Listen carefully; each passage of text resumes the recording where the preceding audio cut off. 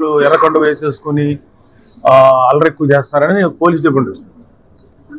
Sir, ఎర్రకండువ అనేది పవన్ కళ్యాణ్ గారు వేసుకుంటారు కాబట్టి కొంచెం పాపులారిటీ వచ్చింది. ఎర్రకండువ జనసేనది కాదండి. ఎర్రకండువ మాకు తెల్లగా ఉండి పైన పవన్ కళ్యాణ్ గారు జనసేన మార్క్ ఉంటుందండి. అది మా కండువ.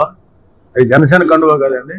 దాన్ని కాశీ తువ్వాలు అంటారు మన పెద్దవాళ్ళు. మా చిన్నప్పటి నుంచి చూస్తున్నాం. అది సామాన్య మానవుడు ఆ స్వెట్ దురుచుకుంటానికి సరిపోక ఎక్కువ చెమట పడుతుంది, ఈజీగా గ్రాప్ చేస్తుంది, చీప్. అది ప్రతి వాళ్ళు వేసుకుంటారు. అది కామన్ మ్యాన్ తాలూకు యూజ్ చేసే ఒక టైప్ ఆఫ్ టవల్ లాంటిది. ఎంత రిడిక్యులస్ గా ఉన్నారంటే వైసీపీ వాళ్ళు ఆ తువ్వాలు తీసేమన్నారు. అది కామన్ మ్యాన్ సింబల్. జనసేన ఇది వేసుకొని వచ్చామంటే ఖచ్చితంగా మీరు అడగచ్చు, జనసేన కండు వేసుకుని. వాళ్ళు మాత్రం వైసీపీ వాళ్ళు కండు వేసి తిరుగుతారు. మా కుర్రాళ్ళు ఎవరు కూడా ఎర్రతువాలు వేసి తిరుగుతున్నారు. ఎర్రతువాలు రిప్రజెంట్స్ కామన్ మ్యాన్. అది మరి దాన్ని తీసేయమంటే ఎలాగ తీయమంటారు? అసలు అది జనసేన కండు అని ఎలాగ? బికాజ్ ఆఫ్ పవన్ కళ్యాణ్ గారు దానికి విలువ ఇచ్చారు కాబట్టి, దానికి గుర్తించారు కాబట్టి, గౌరవించారు కాబట్టి అది అట్లా అయింది. మెజారిటీ మాకు ఇక్కడ గెలవటం అనేది మాకు ఫస్ట్ ప్రయారిటీ. అంటే గెలుపు అనేది ముఖ్యం తప్ప మెజారిటీ మీద లేకపోతే వాటి మీద మాట్లాడటం అనేది పవన్ కళ్యాణ్ గారు కానీ అయితే ఆయన దగ్గర ఉన్న మాలాంటి వాళ్ళందరికీ కానీ అది అంత సముచితం కాదు.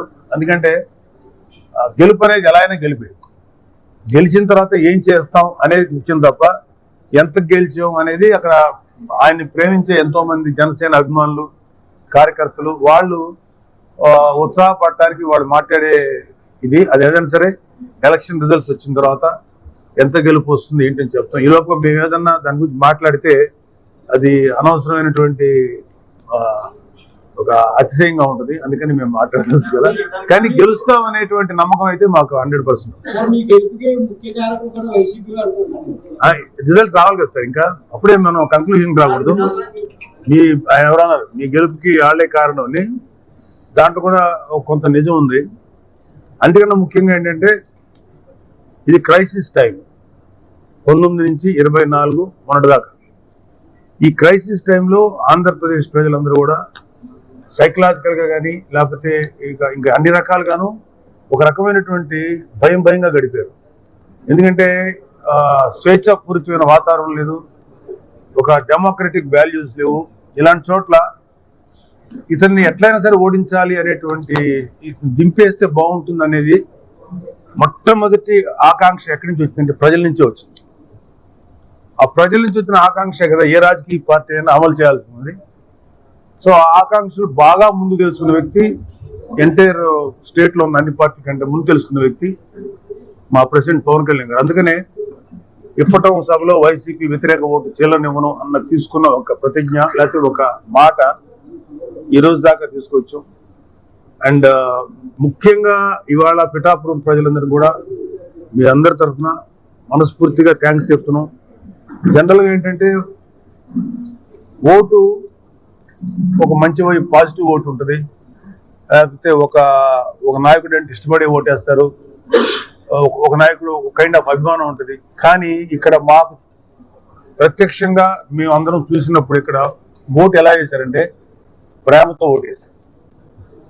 లవ్, ప్రేమ, ఈ తప్ప మాకు ఆ ఓటింగ్ లో ఇంకా అభిమానం అది కాదు. కేవలం మా పవన్ కళ్యాణ్ నిలబెట్టుకోవాలి అనేది ఎక్కువ మంది ఒక ప్రిడామినెంట్ గా మాకు వచ్చిన ఓటింగ్ అది. సో నేను ఆ విషయంలో పిఠాపురం ప్రజలకి మా ప్రెసిడెంట్ గారి తరఫున మనస్ఫూర్తిగా కృతజ్ఞతలు చెప్తున్నాను. పవన్ కళ్యాణ్ గారు గెలిచాక మాత్రం ఖచ్చితంగా ఒక మంచి నిర్ణయం తీసుకొని ఎట్లయినా సరే పిఠాపురానికి అద్భుతంగా, ఎందుకంటే ఎలక్షన్లో నిలబడటం వేరు, మాట్లాడటం వేరు. రిజల్ట్స్ రావాల్సిన టైం ఉంది, ఇంకా ఇప్పుడే మాట్లాడకూడదు. కానీ గెలిచిన తర్వాత కూడా ఇదే ఉంటుంది ఆయన మనసులో. ఇలాంటి విషయాలు అంటే ఏదైతే మాట ఇచ్చారో అది నిలబెట్టుకుంటారు, సాయశక్తిలో పనిచేస్తారు. సో మాకు పిఠాపురం మాకు ఒక బాధ్యతని పెంచుతుందేమో నమ్మకం ఉంది. ఎందుకంటే రేపు జూన్ 4న మనం గెలవబోతున్నాం పిఠాపురం నుంచి పవన్ కళ్యాణ్ గారు. సో ఒక రకమైన బాధ్యత మా మీద పడబోతుందని నమ్మకం ఉంది. అంటే పవర్కి సంబంధించిన వాళ్ళు, టీడీపీకి సంబంధించిన వాళ్ళు వేస్తారు.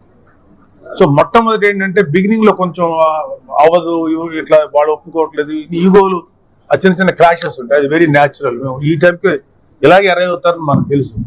సో ఖచ్చితంగా చాలా చక్కగా నీట్గా ట్రాన్స్ఫర్ అయింది ఓటు. అండ్ నిజంగా చెప్పాలంటే ఇవాళ ఉన్న ఎలక్షన్స్ మాత్రం మనం too early to talk about success, అది వచ్చిన తర్వాత మాట్లాడాలి. కానీ నిన్న మాత్రం ఎలక్షన్ చేసుకున్నది ఒక పర్టికులర్గా జన సైనికుడు నిలబడి పనిచేసాడు. ఎందుకంటే ఎక్కడ చూసినా మేము పెట్టిన వాళ్ళం కాదు, కుర్రాళ్ళు, పిఠాపురం చుట్టుపక్కల ఉన్న కుర్రాళ్ళు, యంగ్స్టర్స్, అంటే కొంతమంది ఓటు హక్కు పిల్లలు కూడా ఎర్ర కండువ వేసుకొని రోడ్ల మీదకి వచ్చి అందరితో మాట్లాడుతున్నారు.